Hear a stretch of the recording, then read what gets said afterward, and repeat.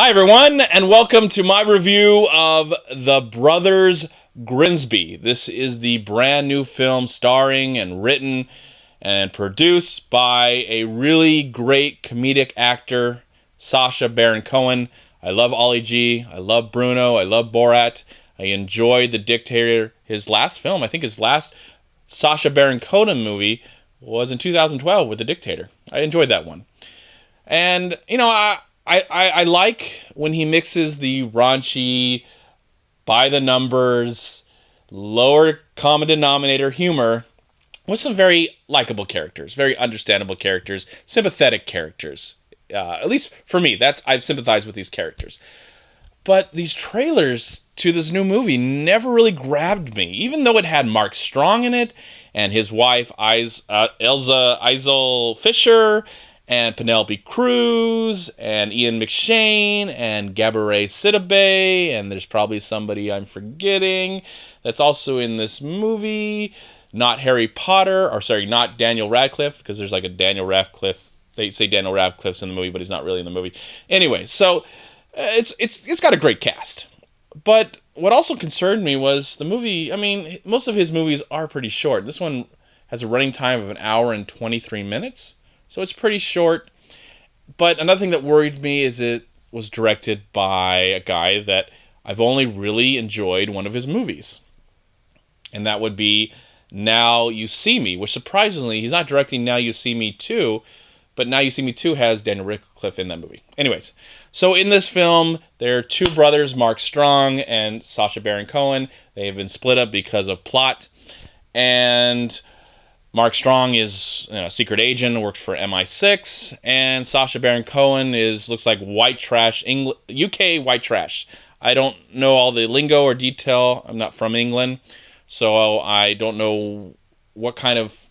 Well, anyways, he's not a very clean person. And, Rebel Wilson's in this. Thankfully, okay, great. Everybody happy now. Rebel Wilson's in the movie, and she plays his wife or girlfriend. He's got like kids, and the kids have kids, and I mean they're just like bottom of the barrel UK England trash. They happen to get together finally because of plot, and there's action and there's comedy, and then that's it.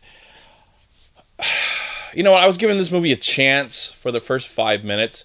I liked some of the action, I liked some of the comedy. It was like, okay, cool. I like a good comedy action movie, and I love Sacha Baron Cohen. He hasn't disappointed me yet, and I liked his little performance at the Oscars with Ollie G. And I like the guy. I like him. When he's on the radio and he's doing promotions. Even the promotion, I didn't like the trailers to this movie, but I did like that he came out as Borat and announced the trailers. So that was pretty cool.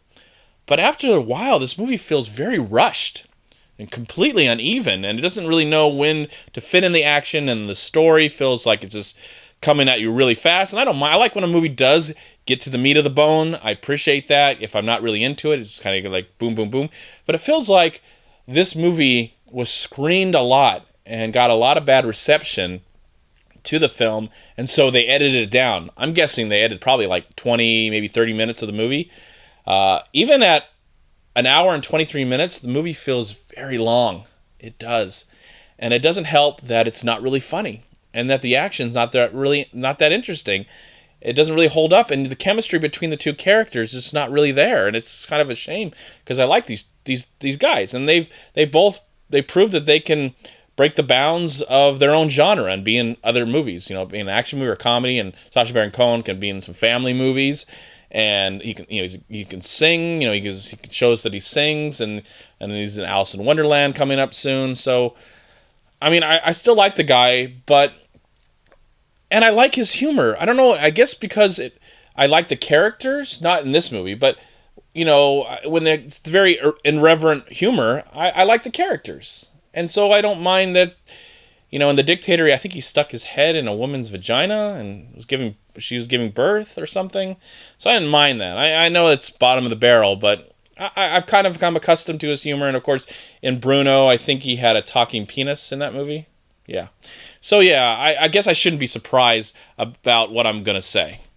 I guess I should be surprised about what I'm going to say. Sorry, my brain. I should be surprised about what I'm going to say. There's a scene in this film, not going to get too descriptive, where Mark Strong takes down his pants and Sacha Baron Cohen has to suck the poison out of his male genitalia, or his scrotum. Not going to go in detail, but that's when the movie really lost me. It was already losing me because it wasn't funny. But after that sequence, I was just like, we have to see this. I'm assuming it's not the real scrotum of Mark Strong, but we have to see that. And it wasn't fun. It wasn't funny. It was very gross. And I was like, I'm done with this movie. I am so over this film. And then there's a scene where Sacha Baron Cohen, I guess, has a sex scene with Gabourey Sidibe, and it's so sad to see her in this movie because I like Gabourey Sidibe, and I would like to see her in more movies. She was so good and precious. But there's this awkward sex scene that happens, I think, between them that just was out of place. But the scene that takes the cake in this movie happens when Mark Strong and Sacha Baron Cohen get into a herd of elephants. And the elephants get together. Something happens repeatedly, over and over and over again, that will probably shock me for the rest of my life. There's some stuff that happens near the end. The way the movie ends was quite offensive as well. But nothing tops the scene with the elephants. Not only is it not funny, but it's extremely offensive and sick and just downright terrible. It's sad to see. I get that Sacha Baron Cohen would do something like this. I totally get that. It's this kind of brand of humor. And sometimes it works. It really has worked for me, but not this time. But seeing Mark Strong in the same sequence just makes me sad. Makes me sad for movies in general. I don't know what else to say about this film. I'm sorry. Maybe I'll put a little bit of spoilers in the title so you understand that there might be some spoilers. I didn't try and go in too much detail of what happens between Mark Strong, Sacha Baron Cohen, and some elephants. But it's got to be one of the worst things I've ever seen in my entire life, especially in cinema. So this, I thought Dirty Grandpa was the worst thing I saw all year. But I think The Brothers Grimsby is the worst movie of 2016 so far. And maybe one of the worst things I've ever seen in my entire life. So I'm going to be very generous with this movie.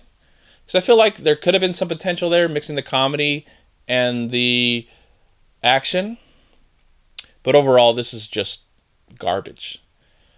And I think, did I give Dirty Grandpa like nothing? Hell, you know what? The Brothers Grimsby also gets absolutely nothing. A big fat 0.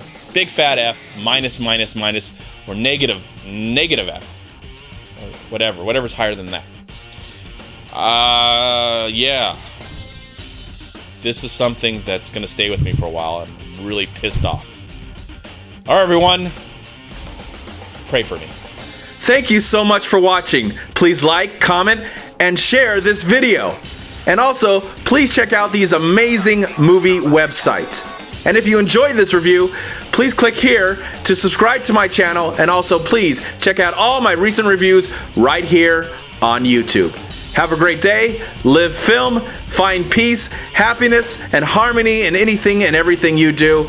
And I'll talk to you at my next movie review.